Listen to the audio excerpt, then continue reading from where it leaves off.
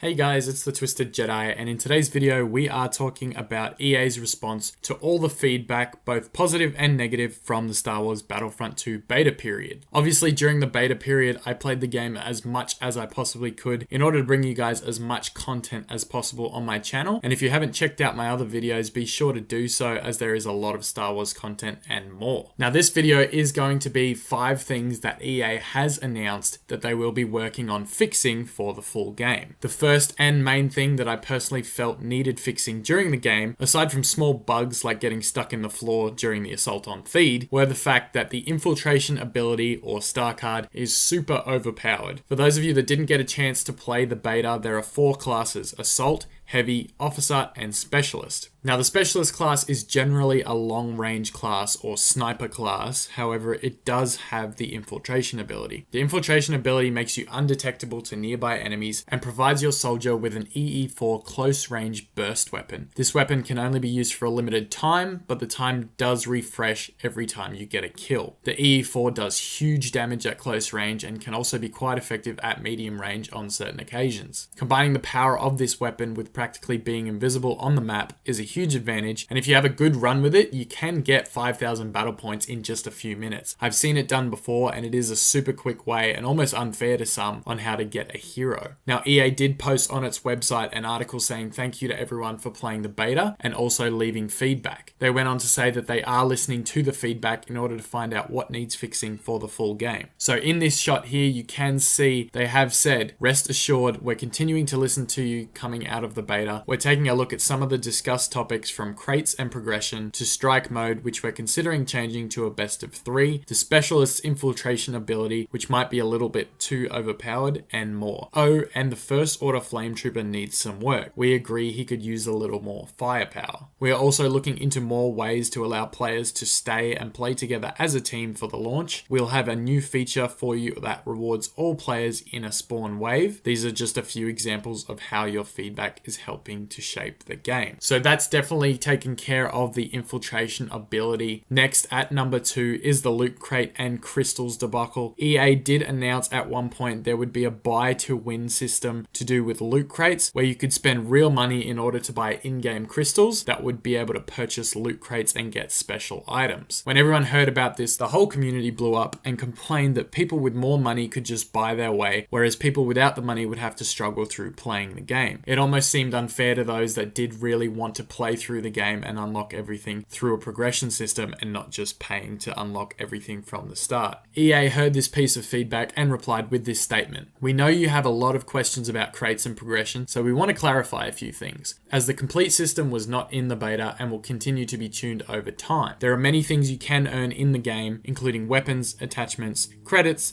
star cards, emotes, outfits, and victory poses. As a balanced goal, we're working towards having the most powerful items in the game only earnable via in-game achievements. Crate will include a mix of star cards, outfits, emotes, or victory poses. Players earn crates by completing challenges and other gameplay milestones, or by purchasing them with in-game credits or crystals or premium currency. If you get a duplicate star card in a crate, you will be getting crafting parts which you can use to then upgrade the star card of your choice. And lastly, you have to earn the right to be able to upgrade star cards and unlock most weapons. You can only upgrade or unlock them if you have reached a high enough rank, which is determined by playing the game." So even though there was a slight scare to the community with buy to win possibility, EA has restored faith in the players, showing that all the best gear will still have to be unlocked by playing the game. The next 2 things discussed in the article were quite minor in comparison to the first 2, however still definitely needed to be fixed. The third thing being that a lot of players believed that the strike game mode on Takodana, where you had to either protect or steal an artifact from Mars's castle, lacked depth and should become a best of 3 type match. I think this is a good idea, and EA and DICE do as well, writing in their article that they're considering changing it to the best of 3 game mode that was proposed. Moving on to the 4th thing, EA is looking to fix the First Order Flame Trooper. Now, as cool as the Flame Trooper was in the Force Awakens movie, he was very unbalanced and almost a disadvantage during the strike game mode in Battlefront 2. I personally only played as the Flame Trooper once or twice, as I quickly realized how terrible it was. EA said, "Oh, Oh, and the First Order Flame Trooper needs some work. We agree he could use a little more firepower. So this is definitely on their list to be fixed, and I absolutely agree he could use some more firepower. I'd like to see maybe something like a rocket that does fire, and when it explodes on impact, maybe some flames come out on the ground, or maybe an incendiary grenade like in Battlefield 1. Yes, that would be very cool, being able to spread fire across the field and damage enemies. Lastly, at number 5, players have voiced that they were not overly happy with the squad spawn system. I know it does help to get you into play quickly with the first 4 players that need to spawn. However, myself personally, and a lot of people I've heard talk about this, really liked how Battlefield 1, no, not Battlefront 1, how Battlefield 1's squad dynamic worked, being able to spawn in on a squad mate, especially if you're in a squad with your friends, it becomes really useful. EA answered this question by saying the following: "We are also looking into more ways to allow players to stay and play together as a team. For launch, we'll have a new feature for you that rewards all players in a spawn wave. There are just a few examples of how your feedback is helping to shape the game." So it is very clear that all of the major issues that players had in the beta have been heard by EA and DICE and are already on top of it and working through their issues to bring us, the fans, the best Star Wars game possible. If you like this video, guys, please leave a thumbs up and subscribe. Also, let me know what you think of this article from EA in the comments below. I will leave a link to the full article in the description so you guys can check it out for yourself, and hopefully I'll have some new hero gameplay on the channel for you guys coming soon. I really hope you enjoyed it. Thanks for tuning in. As always, I am the Twisted Jedi, and may the Force be with you.